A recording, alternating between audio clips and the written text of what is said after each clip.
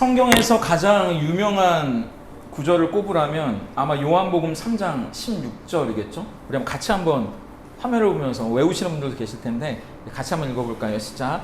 하나님이 세상을 이처럼 사랑하사 독생자를 주셨으니 이는 그를 믿는 자마다 멸망하지 않고 영생을 얻게 하려 함이니라. 오늘 우리가 읽은 본문이 바로 성경에서 가장 유명한 이 구절을 품고 있는 본문인데요. 우리는 여기서 하나님의 사랑에 감동합니다. 그런데 우리가 놓치지 말아야 할 것은 하나님의 사랑도 물론 감동이 되지만 하나님의 그 크고 놀라우신 사랑이 우리에게 주고 싶어 하셨던 게 사실은 진짜라고 하는 거죠. 그 사랑이 목적이 아니라 그 사랑으로 우리에게 주고 싶어 하셨던 게 뭐냐? 그게 바로 영생이라는 겁니다. 영원한 생명이라는 거죠. 우리가 지난 시간에 우리 10번째 시간, 오늘이 11번째 시간인데요. 거듭남에 대해 배웠습니다. 거듭남은 우리가 다시 태어나는 것, 하늘로부터 태어나는 거라고 말했잖아요.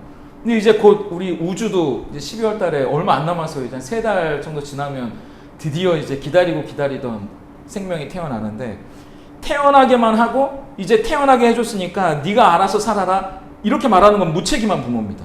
태어난 것도 중요하지만 더 중요한 건 태어난 뒤에 그가 살아가게 될 삶이 사실은 더 중요한 거잖아요.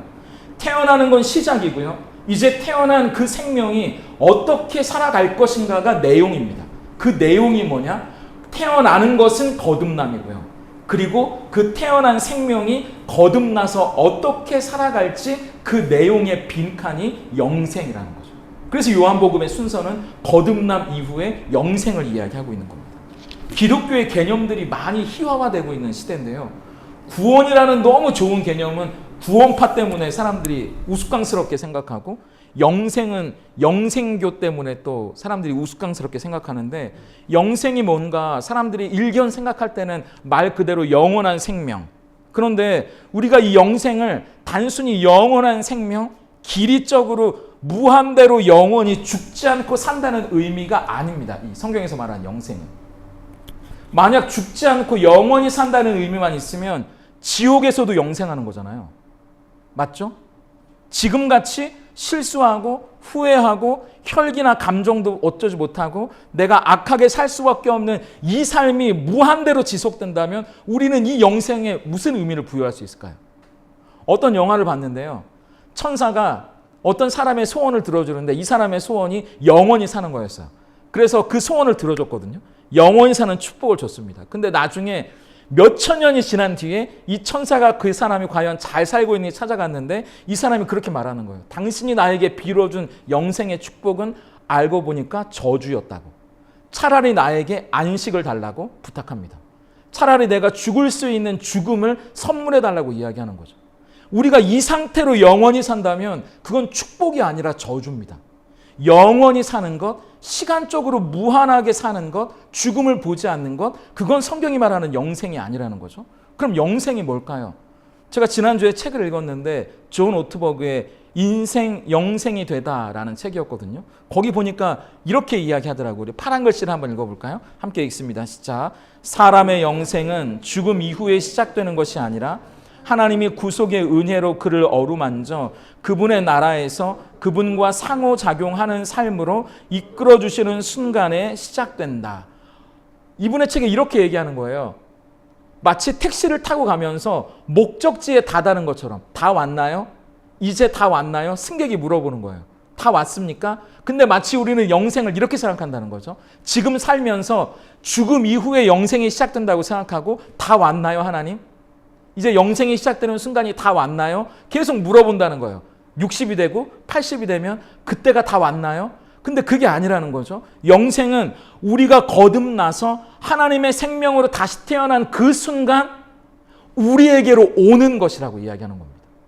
그래서 우리는 이 땅에서 지금 이 순간 영원한 생명을 살아가게 되는 거죠.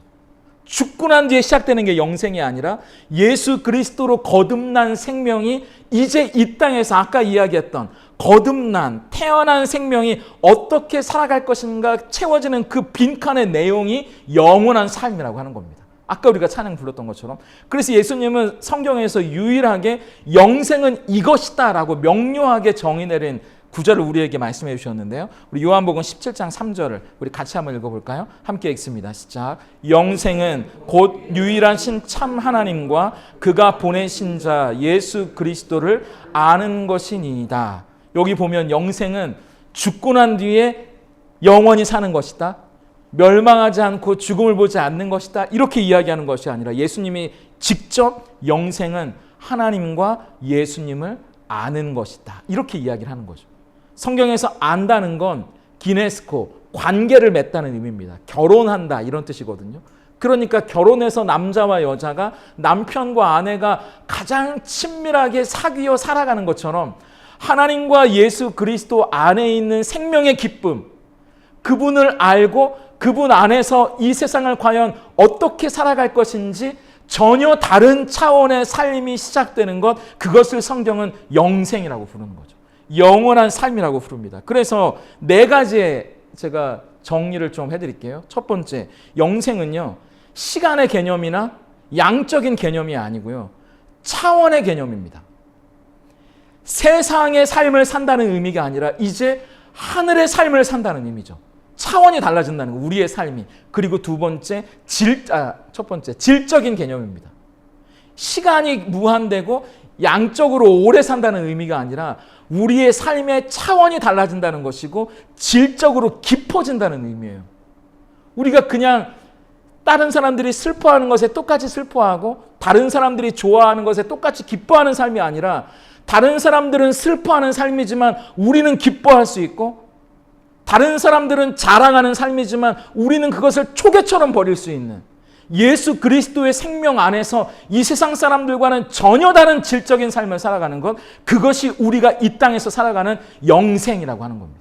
죽고 난 뒤에 사는 것이 아니라 이 땅에서 살아가는 세상 사람들과는 전혀 다른 차원의 삶이라고 하는 거죠. 두 번째, 그렇기 때문에 영생은 영원한 삶이면서 동시에 영원에 잇대어 살아가는 삶이라는 이야기입니다. 여기서 말하는 영원은 우리가 하나님의 영원에 연결된다는 의미지, 영원히 무한대로 살아가는 지옥에서도 영생하는 삶이 아니라 하나님의 시간, 영원이라는 시간에 접속되고 연결된다는 의미에서의 영생이라는 거죠.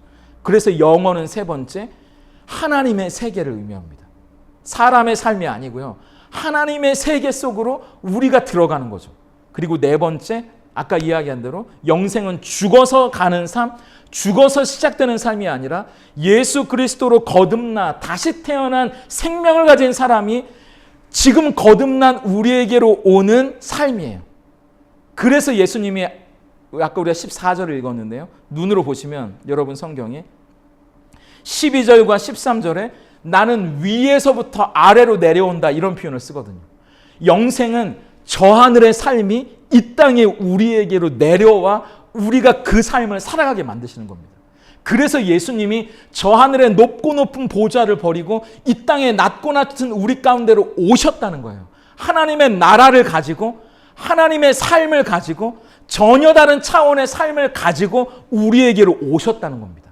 그게 우리가 이 세상에서 누리는 영원한 삶이라고 하는 거죠. 그렇기 때문에 죽음도 그 삶을 끊을 수가 없는 거예요. 우리가 예수를 믿고 이 땅에서 그 삶을 살아가다가 죽고 난 뒤에 그 삶이 끊기는 게 아니고요.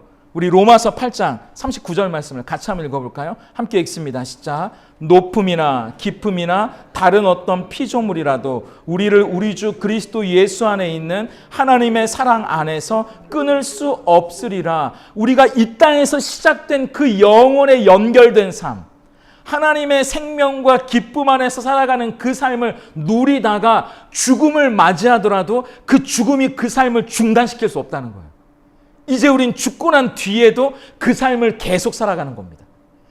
하나님이 없는, 똑같이 고통스러워하고 아파하고 슬퍼하는 이 세상의 인간의 차원의 삶이 아니라 예수를 믿고 하나님의 생명과 기쁨 안에서 살아가는 그 놀라운 삶이 죽음도 우리를 끊어낼 수 없는 것이죠. 죽고 난 뒤에도 영원히 살아가게 되는 겁니다. 오늘 본문은 그 영원한 삶이 어떻게 우리에게 시작되는지 첫 번째, 그리고 두 번째, 우리가 어떻게 그 영원한 삶을 오늘 누릴 수 있는지, 그리고 세 번째, 그 영원한 삶을 어떻게 살아가야 하는지에 대해서 말해주고 있는 본문이에요.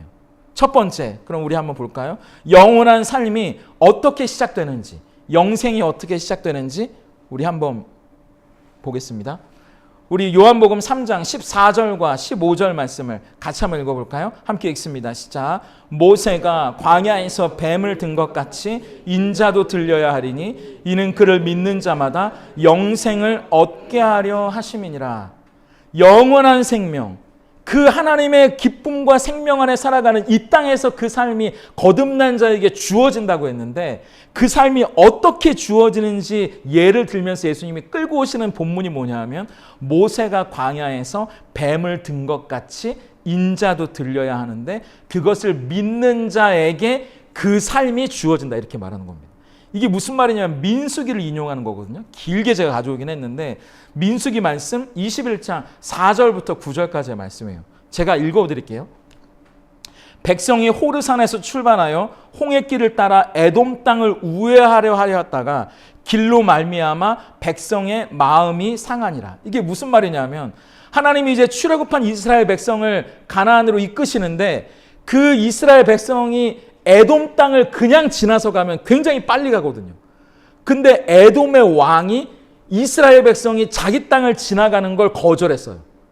그래서 어쩔 수 없이 하나님이 그 땅의 왕과 싸우지 말고 그냥 돌아가라 이렇게 얘기하셨거든요. 근데 이 돌아가는 길이 엄청나게 멀고 힘든 길을 돌아가야 됩니다. 그러니까 백성의 마음이 상했다는 거예요. 그러면서 백성이 하나님과 모세를 향하여 원망하되 어찌하여 우리를 애굽에서 인도해서 이 광야에서 죽게 하느냐. 이곳에는 먹을 것도 없고 물도 없지 않냐. 우리 마음이 이 하찮은 음식은 싫어한다. 그래서 여호와께서 불뱀을 백성 중에 보내서 백성을 물게 하셨다는 거죠. 원망하고 불평하고 하나님을 향해 삿대질을 하는 그들에게 불뱀을 보내서 백성들을 물게 하십니다. 그래서 백성 중에 죽은 자가 많았다. 그래서 백성이 모세에게 부탁하죠. 우리가 여호와와 당신을 향하여 원망함으로 범죄하였으니 여호와께 기도하여 이 뱀들을 우리에게 떠나게 하소서. 우리를 살려주십시오. 우리가 잘못했습니다. 원망하고 불평하고 하나님 앞에 삿대질했던 거 죄송합니다. 그렇게 얘기했더니 모세가 백성을 위하여 기도하며 여호와께서 모세에게 이르시되 불뱀을 만들어 장대 위에 매달아라. 물린 자마다 그것을 보면 살게 될 거다. 그래서 모세가 놋으로 뱀을 만듭니다. 쇠로 뱀을 만들어서 장대 위에 높이 달았더니 사람들이 그 뱀을 쳐다본 자마다 살게 되었다. 이게 민수기의 이야기거든요. 근데 이 이야기를 예수님이 끌고 오시는 거예요, 오늘. 그러면서 그때 놋으로 쇠로 만든 뱀을 쳐다본 사람마다 살아났던 것처럼 예수님이 십자가에 달려 높이 들리셨을 때 그 예수님의 십자가를 마음으로 믿고 받아들인 자도 영생을 얻을 거야. 이 얘기를 왜 하셨을까요? 영생이 어떻게 우리에게 주어지는지 그 메커니즘을 우리에게 말씀하시는데 자 보세요. 원망과 불평을 했다고 얘기했잖아요.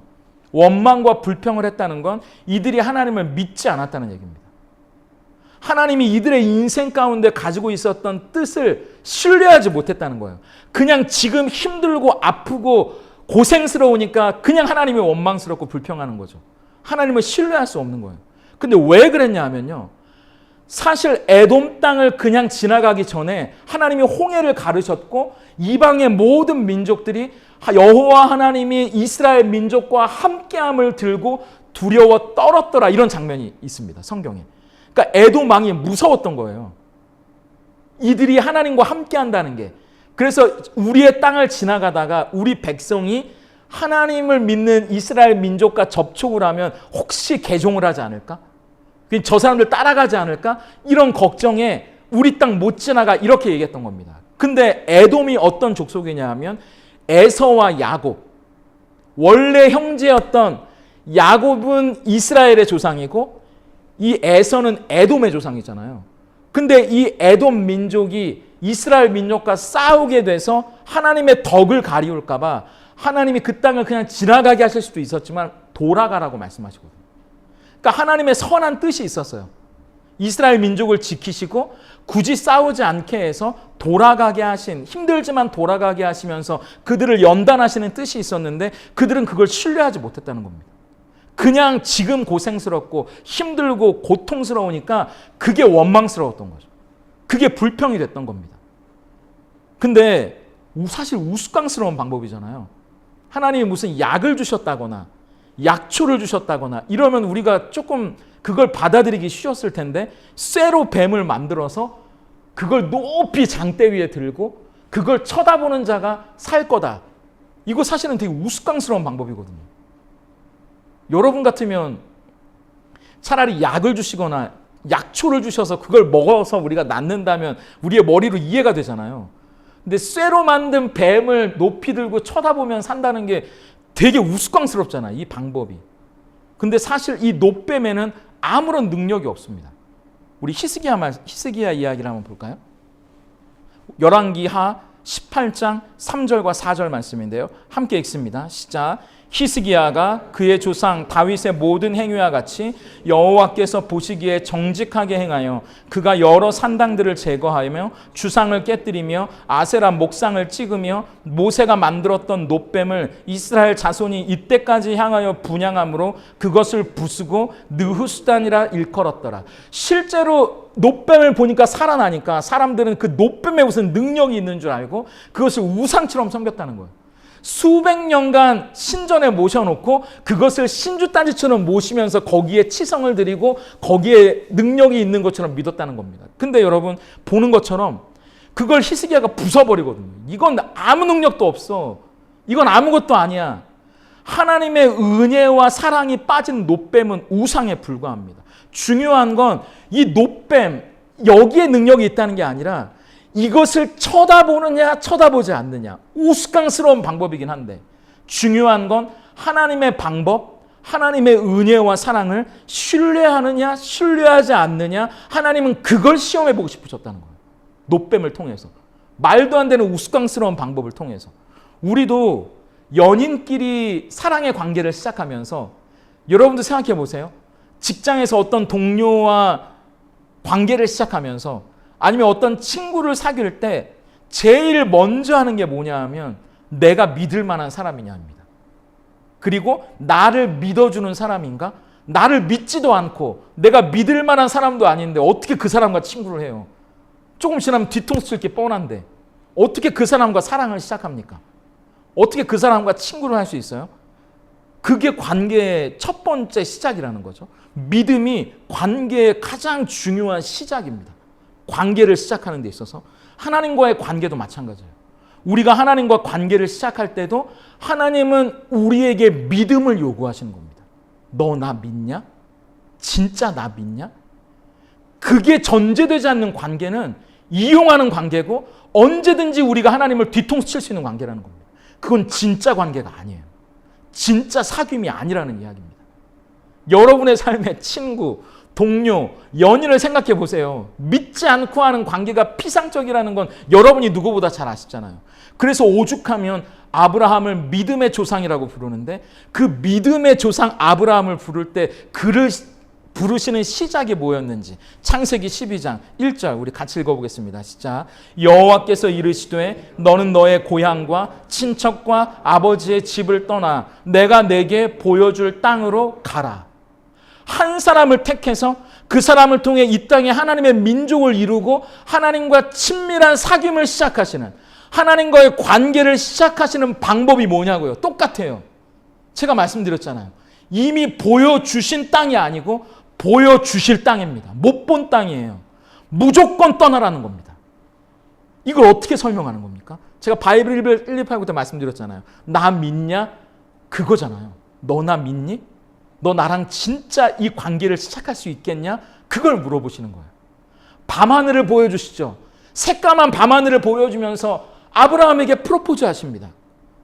저 깜깜한 밤하늘에 무수한 별처럼 너의 자손이 그렇게 많아진다는 걸 진짜 믿을 수 있겠냐? 너 나 진짜 믿을 수 있겠냐? 내가 진짜 널 사랑하는, 너를 불러낸 진짜 네 하나님이라는 거 믿을 수 있겠냐? 너 나 믿지?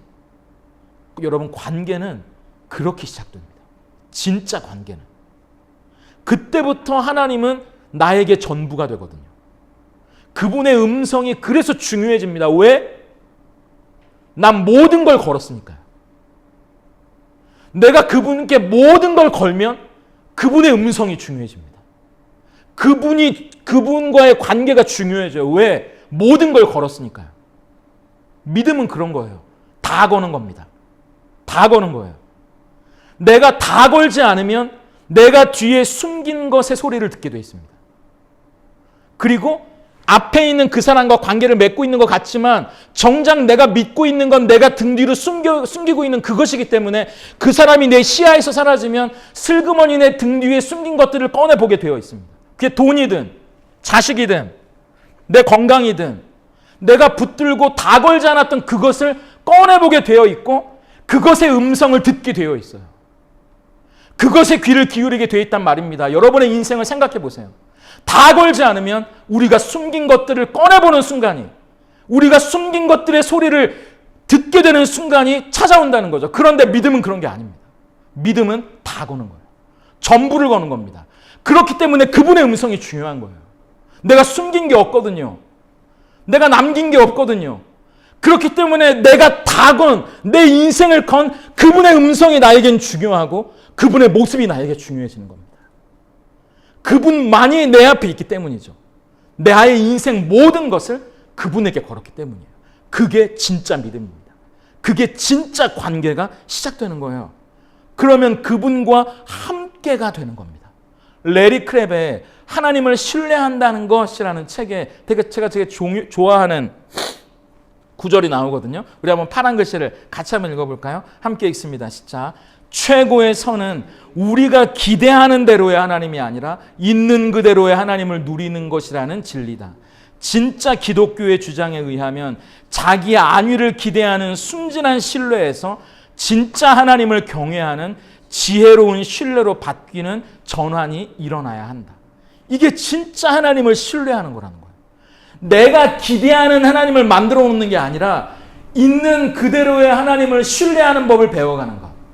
그리고 내가 안전하고 나에게 위로만 주는 순진한 믿음, 어린아이 같은 신뢰가 아니라 내가 하나님이 어떤 분이시든 그 하나님이 나에게 무엇을 요구하든 하나님은 나에게 진짜 하나님이십니다라는 하나님을 경외하는 진짜 믿음으로 이동하는 전환, 그게 진짜 관계라고 하는 거죠.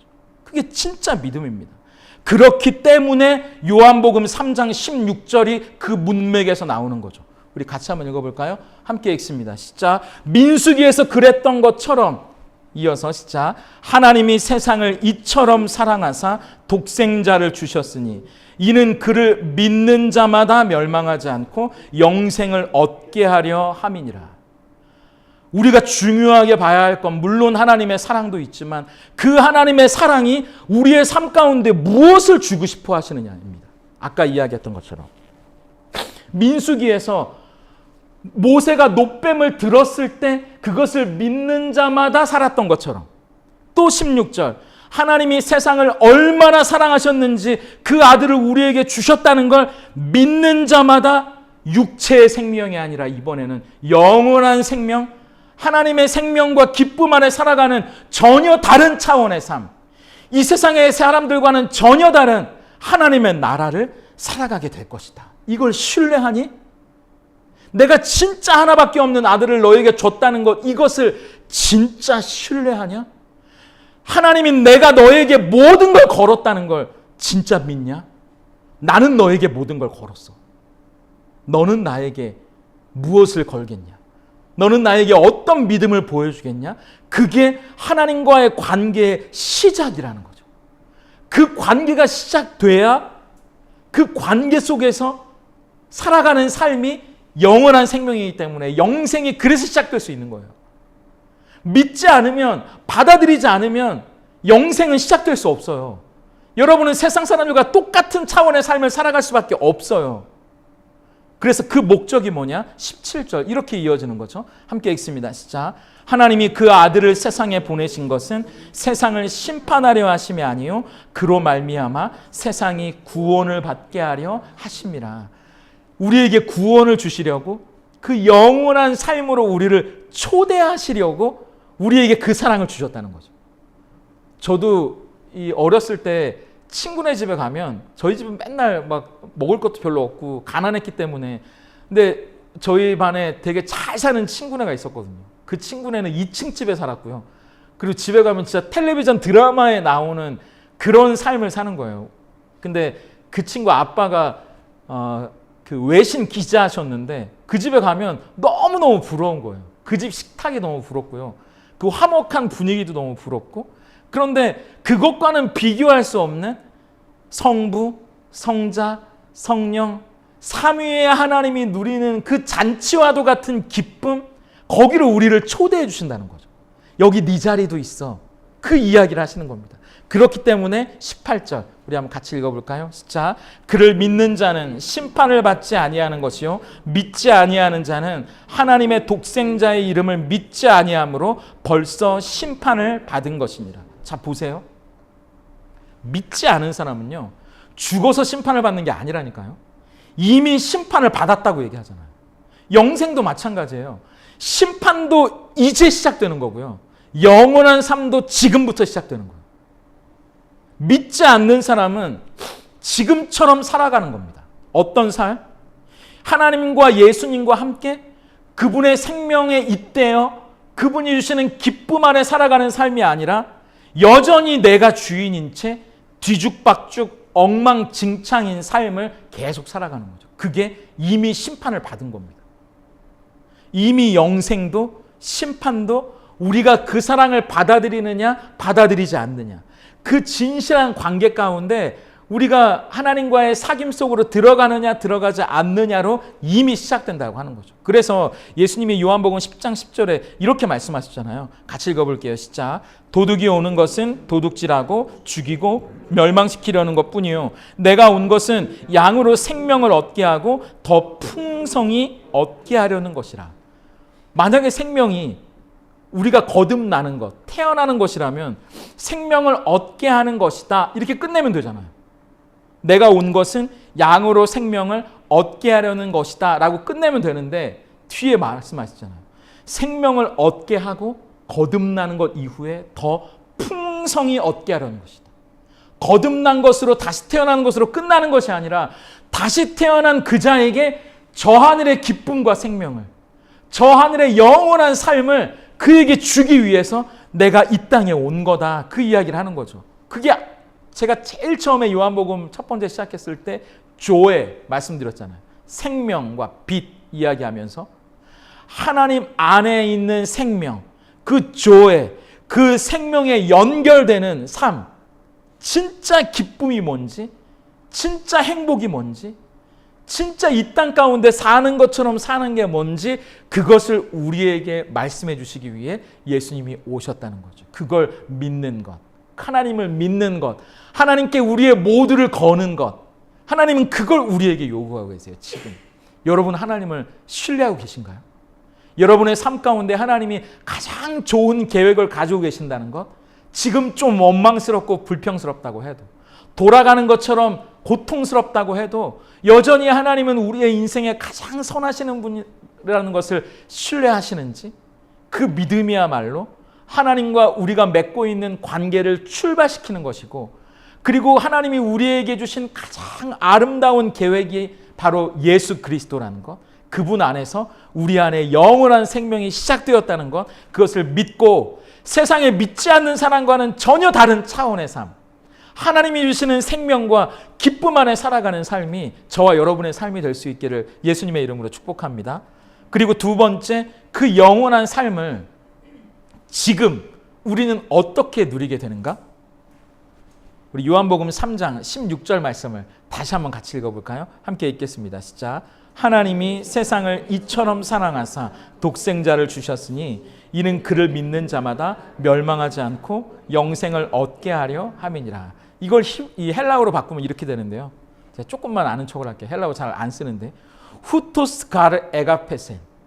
직역하면 우리처럼 평서문이 아니에요. 오, 이 얼마나 큰 사랑인가. 와, 이것이 얼마나 큰 사랑인가. 이렇게 시작되는 문장입니다. 감탄하는 거죠. 우리도 보면 그 분위기 뉘앙스가 조금 묻어나와요. 세상을 이처럼 사랑하사, 이렇게 되어 있거든요. 근데 세상이 어떤 사랑이냐면 우리 요한복음 17장 14절 말씀을 같이 한번 읽어볼까요? 함께 읽습니다. 시작. 내가 아버지의 말씀을 저희에게 주었사오매 세상이 저희를 미워하였사오니 이는 세상에 속하지 아니함 같이 저희도 세상에 속하지 아니함을 인함이니이다. 이 세상은요, 하나님이 세상을 이처럼 사랑하셨다고 할 때 이 세상은요, 하나님을 좋아하는 세상이 아니라는 거예요. 말한 것처럼. 하나님을 미워하는 세상이에요. 예수님을 죽이는 세상입니다. 그런데 그 세상까지 이처럼 사랑하셨어요. 그 말이에요. 그래서 청파교회 김기성 목사님이 이런 이야기를 하시는데 제가 너무 공감이 되더라고요. 제가 너무 은혜가 돼서 우리도 함께 나누면 좋겠다 싶어 가져왔는데 우리 파란 글씨를 같이 읽어볼까요? 함께 읽습니다. 시작. 하나님의 깊은 생명에 잇대어 사는 생명을 품고 사는 삶입니다. 그렇게 사는 사람은 감사하고 경탄할 줄 아는 사람입니다. 이 김기성 목사님이 뭐라고 얘기했냐면 여러분 영생이 어떻게 드러나는지 아십니까? 감사하고 경탄하는 것으로 드러납니다. 이렇게 얘기하는 거예요. 하나님의 깊은 생명에 연결되어 살아가는 삶은 영생의 삶은 감사하게 되어 있다는 거예요. 그리고 감탄하며 산다는 거죠. 제가 이게 너무 동의가 되더라고요. 하나님의 생명 안에 머물러 있으면 처음 나타나는 반응이 감사하는 거거든요. 고마워할 줄 아는 거예요. 은혜를 은혜로 받아들이는 겁니다. 이게 얼마나 감사한 건지 우리도 보면 은혜가 은혜인지 모르고 사는 사람도 얼마나 많나요? 그건 하나님과 연결된 삶이 아니죠. 그건 세상의 삶을 살아가는 겁니다. 근데 하나님의 생명 안에 사는 사람은 모든 게 감사한 거예요. 아까 얘기했잖아요. 하나님을 신뢰하니까요. 그리고 또 하나, 내 삶이 은총이라는 것을 깨달아서 경탄할 줄 아는 사람입니다. 감사가 모이면 그게 감탄이 되거든요. 그래서 밤하늘에 뜬 달을 보면서도 감탄하고요. 저도 이렇게 떠올려 보니까 그럼 나는 언제 그 영생을 가장 하나님의 영원한 생명 안에 감사하고 감탄하며 살았나 생각해 보니까 우리 아이들이 어렸을 때 우리 이제 전예찬 김성현 전사님은 그 생명의 환희 속에 당분간은 영생 속에 살아갈 거라고 생각하는데 그때 정말 잠자고 있는 아이의 얼굴만 보면 너무 감탄이 되는 거예요. 너무 감사한 거예요. 이 아이가 내 아이가 맞나? 지나셨지만 다 추석 때 아마 손주를 보면서 감탄했을 텐데 이게 너무 감사하고 순간순간이 그 아이의 보드라운 볼을 만지면서 그 아이의 조그마한 올망졸망한 손가락 발가락을 만지면서 너무 감탄하는 거죠. 이 생명이 나에게 주어진 내 아이라는 게 왜냐하면 매 순간이 하나님의 눈으로 보는 순간이거든요. 매 순간이 하나님의 생명 안에 살아가는 시간이거든요. 그 순간이 너무 행복한 거예요. 그게 영생이라는 겁니다. 주어진 모든 것에 감사하고 그 순간들을 감탄할 줄 아는 사람. 그래서 제가 그때도 영생이지만 요새 바이블 1189를 하면서 지난주에 막 기도 제목을 저는 집에 있으니까 코로나 있으면서 아내가 가져온 기도 제목 보면서 다 저를 그래도 걱정해 주신 게 너무 감사해가지고 바이블 1189가 우리에게만이 아니라 목사님께도 부담이나 짐이 아닌 기쁨이 되면 좋겠어요. 막 이런 기도 제목을 하셔가지고 저에게도 기쁨이 돼요. 그래서 제가 기쁨이라고 기도 제목에 써서 보내드리긴 했는데 그러면서 제가 이 비가 내렸잖아요. 비가 내리고 난 뒤에 무지개를 보면서 감탄이 되는 거예요. 우리가 말씀을 나눴잖아요. 하나님이 노아에게 주신 그 무지개를 알기 때문에. 그리고 이제 도대체 이 여름이 언제 끝나냐 싶었는데 끝날 것 같다가 다시 여름으로 돌아갔지만 또 비가 내리고 오늘 가을이 되어가는 이 계절의 바뀜을 보면서 또 감탄하는 거죠. 왜냐하면 하나님 말씀 가운데 약속해 주셨잖아요. 홍수로 다시는 물로 우리를 멸하지 않는다고 계절이 오고 계절이 가는 것을 통해 하나님이 우리에게 언약을 주셨다는 것이 우리에게 믿어지기 때문에 이 계절이 바뀌는 것도 우리에게는 너무나 감탄이 되는 거죠. 저 푸른 풀빛이 빨갛고 노란 단풍이 들어가는 것이 우리에게는 너무나 감사하고 그것이 우리에게는 감탄이 되는 거죠. 그 순간의 여유를 즐길 수 있는 사람은 이 땅에 믿지 않는 사람과는 전혀 다른 차원의 삶을 살아가는 사람이라고요. 영원한 생명, 그 기쁨을 살아가는 사람이 감사할 수 있는 사람이고 감탄할 수 있는 사람이죠. 여러분의 삶 가운데 하나님이 주신 순간을 감사할 수 있으세요? 그리고 그 순간을 감탄할 수 있으십니까? 그래서 하나님을 사랑합니다라고 고백하는 사람뿐만 아니라 하나님은 당신의 뜻을 저버리는 사람까지도 사랑하셔서 하나님의 가장 소중한 존재를 이 세상에 선물로 보내셨다는 것, 그걸 믿는 사람은 감사하게 되는 거예요. 그걸 어떻게 감사하지 않을 수 있습니까? 그걸 어떻게 그걸 감탄하지 않을 수 있어요? 아까 말한 것처럼 후토스카르 에가페셈, 와, 이 얼마나 큰 사랑인가, 이 얼마나 놀라운 사랑인가, 그걸 어떻게 우리가 감사하지 않을 수 있냐고요. 그래서 시편 139편 17절, 이 말씀이 저에게 너무 은혜가 되더라고요. 제가 좋아하는 말씀인데 같이 한번 읽어볼까요? 시작. 하나님이여, 주의 생각이 내게 어찌 그리 보배로우신지요, 그 수가 어찌 그리 많은지요. 지금 좀 힘든 시간이 우리에게 찾아올 수 있죠. 고통스럽고 원망스러운 순간을 지날 수 있죠. 그러나 영생을 사는 사람은요, 이 세상에 믿지 않는 사람과 다른 차원의 삶, 그 생명 안에 그 기쁨이 무엇인지 감사할 줄 아는 사람은 이렇게 고백하는 거예요. 하나님의 생각이 내게 어찌 그리 보배로운지요. 나는 잘 모르지만 모든 것을 합력하여 선으로 바꾸어 가실 것을 믿기 때문에 지금 이 순간도 보물 같은 순간이라고 고백하는 거죠. 그러면서 우리의 수는, 우리는 하수잖아요. 지금 놓는 그 수가 우린 바로 앞에 거밖에 못 보지만 하나님은 그 수가 엄청 많으신 고수 아닙니까? 10수, 100수, 1000수를 내다보시는 분이기 때문에 지금 당장 우리의 삶에 놓는 그 바둑돌이 우리에게는 이해가 되지 않아도 하나님의 수, 하나님의 방법을 우리가 신뢰하며 감사하는 거죠. 어찌 그리 보배로운지요, 어찌 그리 많은지요. 그게 우리에게 감탄이 될 수 있다는 거죠. 우리가 하나님의 은혜 안에 살아가면 모든 것을 감사할 수 있는 경지까지 오른다는 거. 제가 코로나로 있으면서 그동안 못 봤던 것도 되게 많이 봤거든요.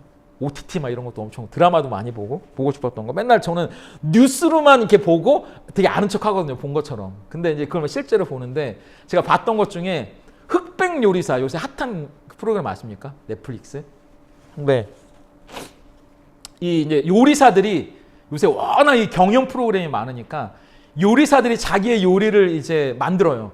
그래서 이제 떨어질 사람은 떨어지고 붙는 사람은 붙는 거거든요. 근데 거기에 심사위원으로 누가 나오냐면 두 사람이 나오는데 두 사람 중에 한 명이 백종원이 나오거든요. 근데 이게 이제 공정하게 하기 위해서 눈을 아이고, 제 코가 죄송해요. 흥분해가지고.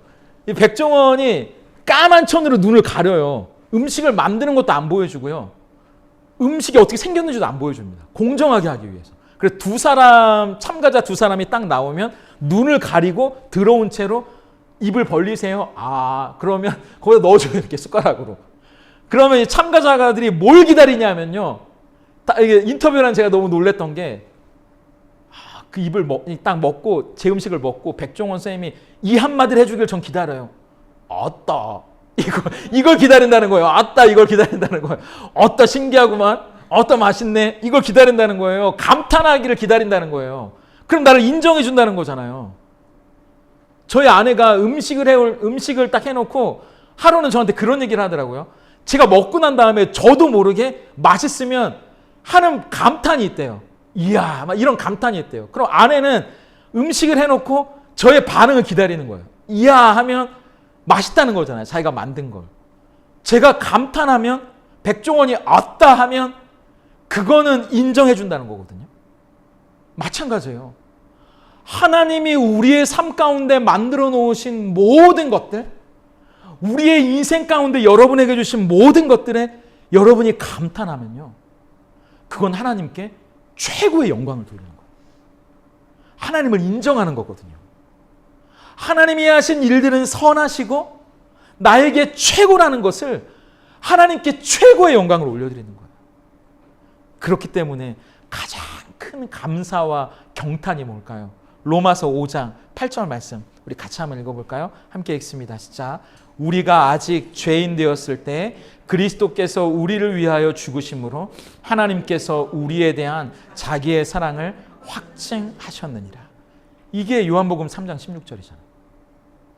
우리가 그 세상이었다고요. 세상을 이처럼 사랑하셨다고 했을 때 그 세상은 하나님을 좋아하는 세상이 아니라 하나님을 미워하고 하나님의 가슴에 대못을 받고 하나님께 배반했던 그 세상이 우리였잖아요.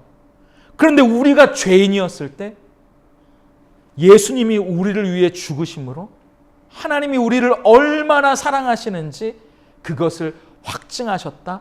그걸 믿는 것, 그걸 받아들이는 것, 그것은 내가 얼마나 하나님 앞에 소중한 존재인지를 아는 거예요. 여러분이 하나님께 얼마나 소중한 존재인지를 아는 거예요. 그게 관계의 시작이에요. 다른 거 말고요. 뭘 믿고 말고 이게 아니고요. 여러분 스스로에게 말씀해 보세요. 내가 하나님께 얼마나 경이로운 존재인지, 내가 하나님 앞에 얼마나 소중한 존재인지 그것을 감사하셔야 돼요. 그것에 감탄하셔야 돼요.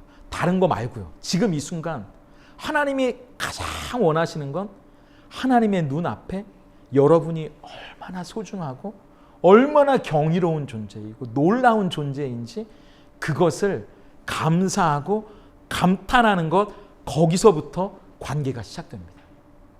하나님이 아무리 여러분이 소중하다고 말해도 여러분이 믿지 않아.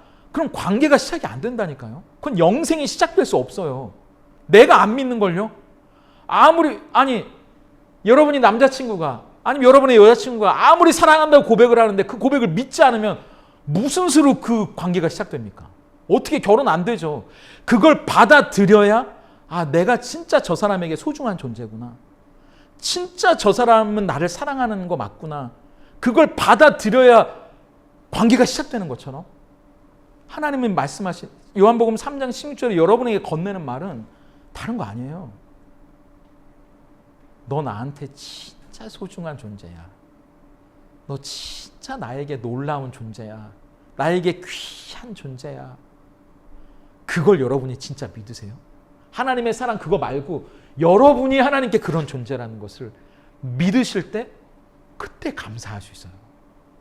그때 감탄할 수 있어요. 인자가 무엇이길래 나 같은 사람을 사랑하셨는지, 내가 도대체 뭐길래 나를 이렇게 사랑하시는지, 나를 놓지 않으시는지. 사람이라면 수십 번, 수백 번도 포기했어도 벌써 포기했을 존재가 나라는 걸 여러분이 누구보다 잘 아시잖아요. 근데 끝까지 나를 포기하지 않으시고 붙들고 계신다는 그것만으로도 우리는 감사할 수 있는 거죠. 그것만으로도 감탄할 수 있는 거죠. 그게 우리를 다른 차원의 삶을 살게 해준다고요. 그게 우리를 영원한 생명 안에 세상은 도대체 이해할 수 없는 영생의 삶을 살게 해주는 시작이라는 거예요. 내 심장이 지금 뛰고 있다는 것, 내가 숨을 쉬고 있다는 것, 저 푸른 하늘을 보고 있다는 것, 계절을 느낄 수 있고 여러분의 사랑하는 아이의 볼을 만질 수 있고 그리고 여러분이 살아갈 수 있는 삶이 여러분의 호흡이 코끝에 걸려 있다는 것, 그게 하나님의 은혜잖아요. 예수님 안에 살아가는 삶이고 그것이 우리에게 얼마나 소중한 감사이고 감탄이 되는 것, 그게 우리의 영생이라고요. 우리가 살아가는 영원한 삶의 표징이라는 사실을 기억하고 오늘 내가 하나님 앞에 얼마나 소중한 존재이고 하나님이 얼마나 나를 사랑하시는지 하루하루의 삶에 감사하며 순간에 감탄할 수 있는 영생을 살아가는 이 한 주간이 될 수 있기를 예수님의 이름으로 축복합니다. 그리고 마지막으로 세 번째, 그 영원한 삶을 통해 이루어가야 할 것이 있어요. 그냥 우리가 감사하고 감탄하고 좋아하고 감격하는 것으로 끝나는 것이 아니라 우리가 그 영생의 삶을 통해 이루어가야 하는 것도 있다고 말씀하시는데 그게 19절부터 21절이에요. 우리 같이 한번 읽어볼까요? 함께 읽습니다. 시작.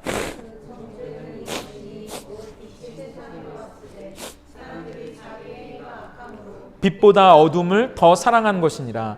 악을 행하는 자마다 빛을 미워하여 빛으로 오지 아니하나니 이는 그 행위가 드러날까 하며 진리를 따르는 자는 빛으로 오나니 이는 그 행위가 하나님 안에서 행한 것임을 나타내려 함이라 하시니라. 요한복음 3장 16절은 감상적이고 감정적인 표현으로만 끝나는 것이 아니라 19절부터 21절까지로 이어져서 단락이 끝납니다. 19절부터 21절까지는 하나님이 나를 위해 행하신 가장 위대한 일, 예수님이 이 땅에 오셔서 십자가를 지고 죽으시고 부활하신 것을 믿는 사람은 하나님의 초대에 응한 사람이잖아요. 영원한 삶을 살아가게 되고 그렇지 않은 사람은 뒤죽박죽 엉망진창 혼돈과 어둠을 그냥 살아가게 돼 있다고 말씀하시는데 그 결과가 뭐냐 하면 빛이신 예수님을 받아들이지 않고 그 사람은 지금까지 살던 삶을 그냥 살아간다는 거예요. 지금까지 살던 방식을 계속 고수하며 살아간다는 겁니다. 어둠 가운데 살아간다는 것은. 왜냐하면 그걸 받아들이지 않거든요. 하나님이 나를 사랑한다는 것도 받아들일 수 없어요. 내가 하나님 앞에 그렇게 소중하고 놀라운 존재라는 것도 받아들일 수 없어요. 귀를 막고 있거든요. 그러니까 그냥 지금까지 살던 어둠의 삶을 계속 살아가게 되어 있다는 거예요. 그게 심판이라는 거예요, 이미. 그런데 21절, 그것을 받아들이고 이 세상에 그런 사람들과는 전혀 다른 차원의 삶, 하나님과 함께 살아가는 영생의 삶을 사는 사람은 빛으로 오게 되어 있다는 거예요. 그래서 하나님 안에서 살아가는 것을 세상에 증거한다 이렇게 얘기합니다. 그냥 감상적이고 감정적으로 좋아요, 행복해요 이것만이 끝이 아니라 그것을 세상 가운데 보여주는 삶을 살아간다는 겁니다. 증거하며 살아간다는 거예요. 이게 무슨 말이냐 하면 우리는 단순히 감사하고 감탄하는 것으로 끝나는 사람이 아니라는 겁니다. 그것으로만 끝난다면 세상은 그리스도인들을, 기독교인들을 교회 안에서 지네들끼리만 좋아하는 사람이라고 얘기하겠죠. 그러나 우리는 그것으로 끝나는 것이 아니라 우리가 누리는 이 영원한 삶, 우리가 누리는 이 전혀 다른 차원의 삶을 세상 가운데 빛으로 증거하며 살아간다는 겁니다. 그것을 보여주며 살아간다는 거예요.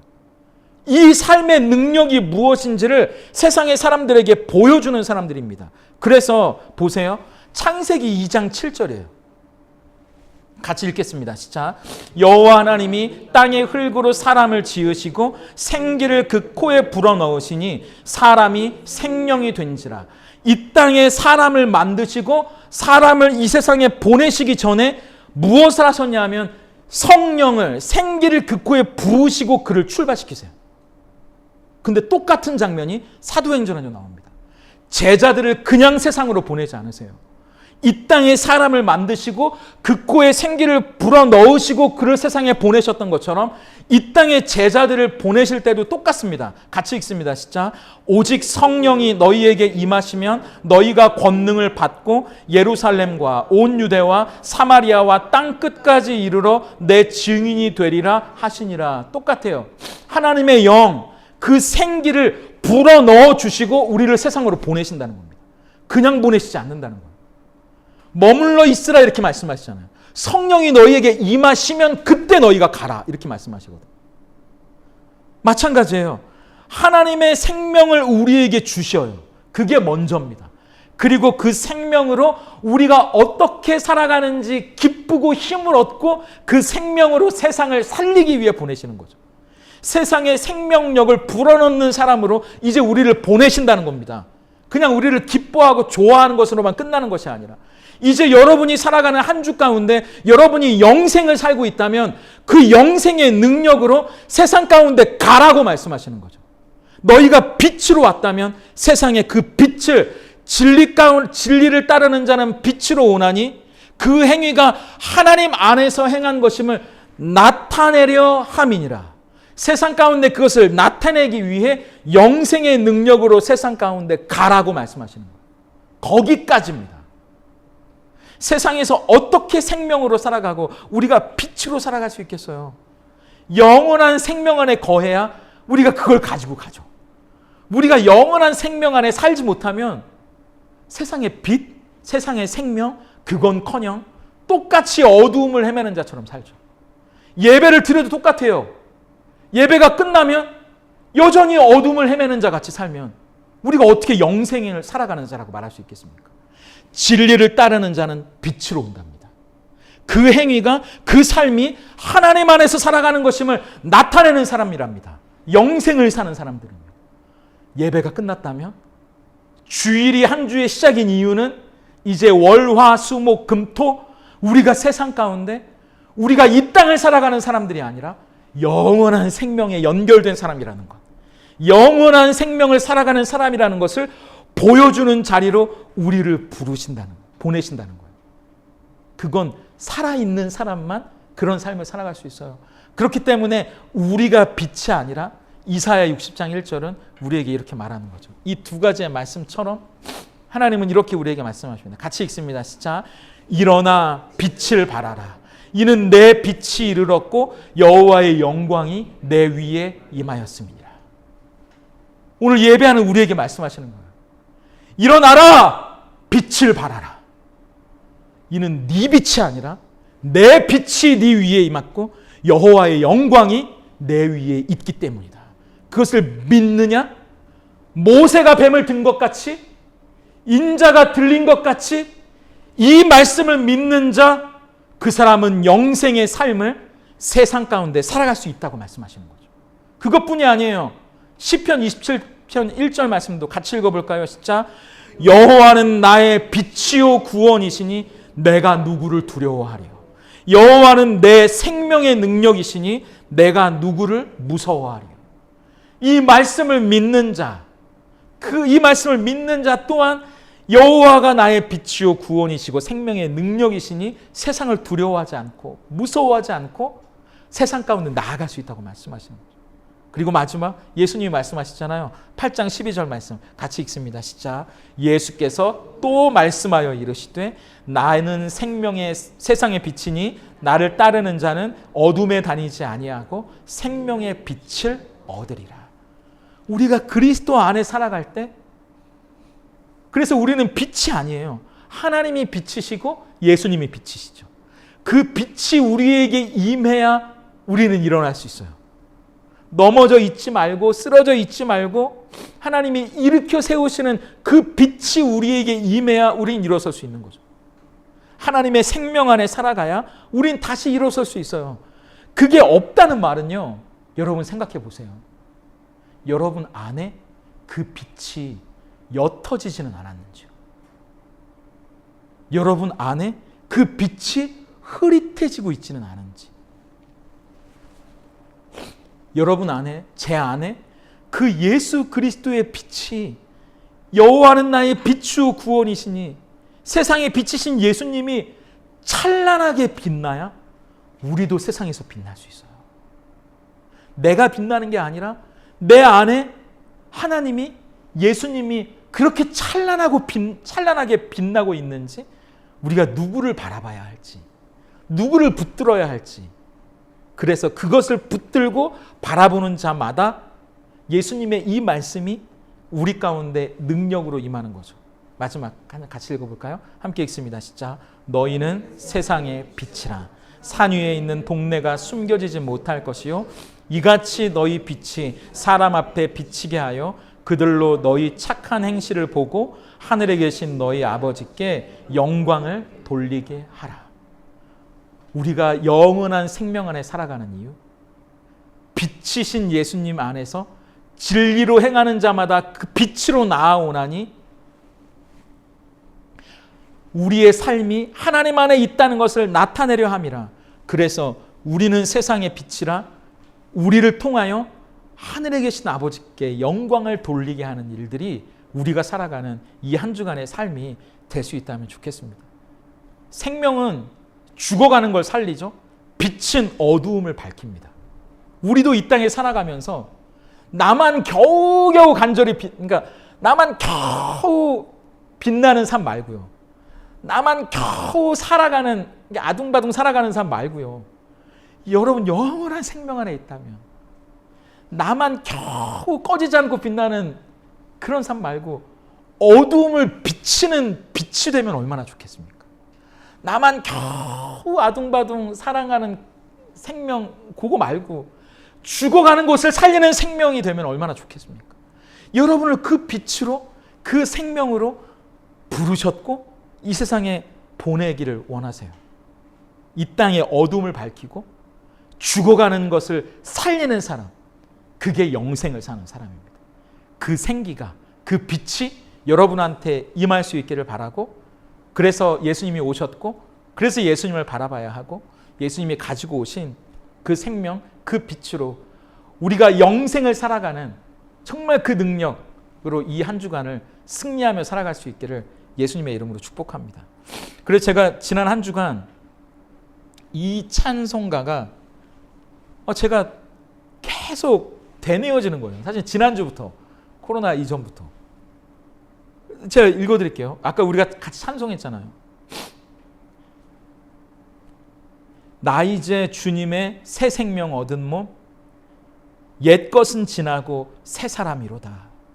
그 생명 내 맘에 강같이 흐르고 그 사랑 내게서 해같이 빛난다. 주 안에 감추인 새 생명 얻으니 이전에 좋던 것 이제는 값없다. 하늘의 은혜와 평화를 맛보니 찬송과 기도로 주 함께 살리라. 산천도 초목도 새 것이 되었고 죄인도 원수도 친구로 변한다. 새 생명 얻은 자 영생을 누리니 주님을 모신 맘 새 하늘이로다. 주 따라가는 길 험하고 멀어도 찬송을 부르며 뒤따라가리라. 나 주를 모시고 영원히 살리라. 날마다 섬기며 주 함께 살리라. 그래서 후렴은 이렇잖아요. 영생을 누리며 주 안에 살리라. 오늘도 내일도 주 함께 살리라. 죽어서 사는 영생이 아니라 오늘 주 안에 산다면, 오늘 주와 함께 산다면 영생을 누리며 사는 거죠.